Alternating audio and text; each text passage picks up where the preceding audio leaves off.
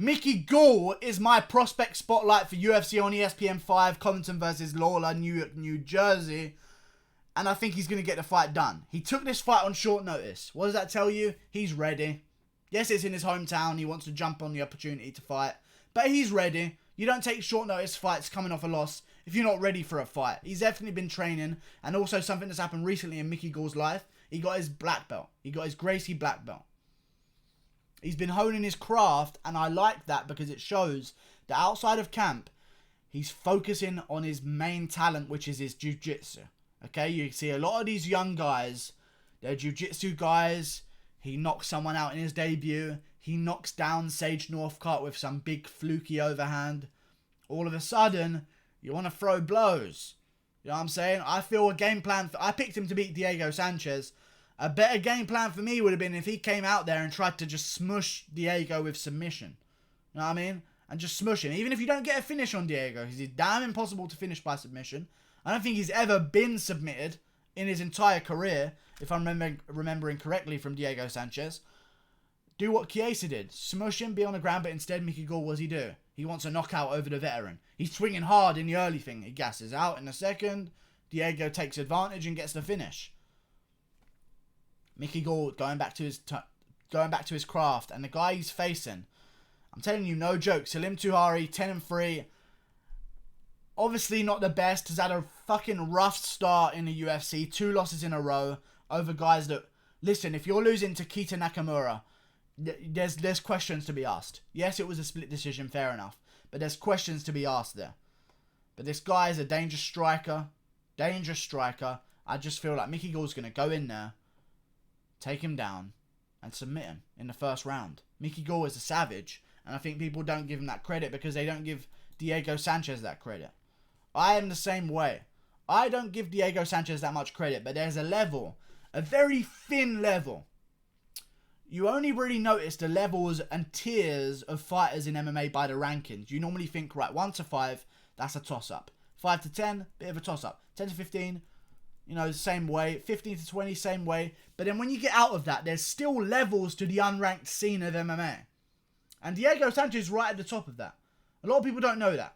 Diego Sanchez is right at the top. If Diego Sanchez ever puts more than a win or 2 together, he's ranked. He's right there looking for a ranked opponent. If he beat Chiesa, he'd get a ranked opponent next.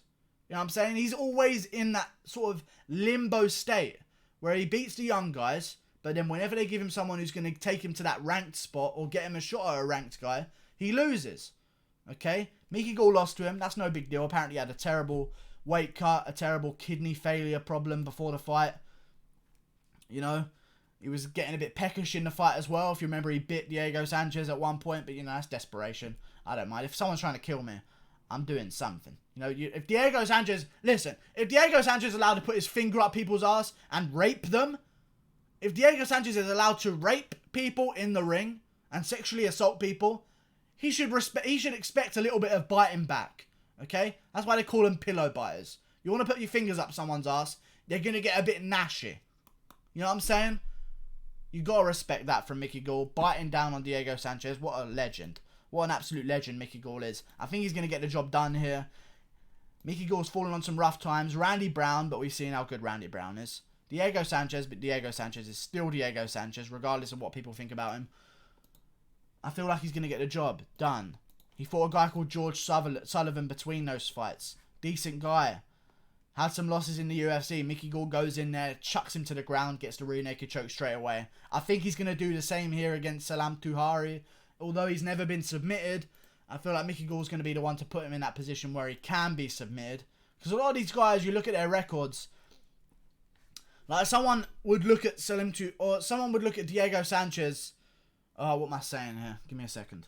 Let me formulate a response. Like, you look at someone's record and they're a wrestler and it says they've never been KO'd. Must have a good chin then? No, not really, because they spend the majority of their fight on the ground. You know what I'm saying? It's different levels. You say there's a striker that's come in, never been submitted. Must have good ground game then? No, not really, because he's never been taken down and put there. You know, there's never been an option to finish him because he's never been put there. You know what I mean?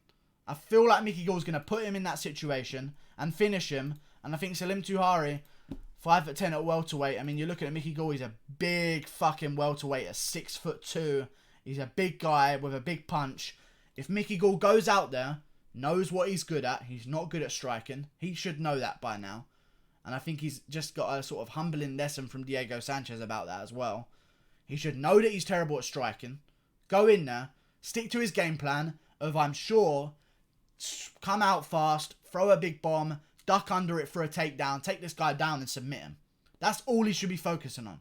But if Mickey Gall goes out there and starts swinging hands and falling in love with his power and falling in love with this, because I tell you, you give a jiu-jitsu guy a pair of pads, it's fun. It's fun. Striking is the funnest part of MMA. What does everyone in MMA enjoy most? Everyone hates doing the wrestling. They have to. But you never hear someone go, yay, wrestling practice. Woohoo, jiu-jitsu rolls. They go, yeah, sparring. That's what everyone loves to do.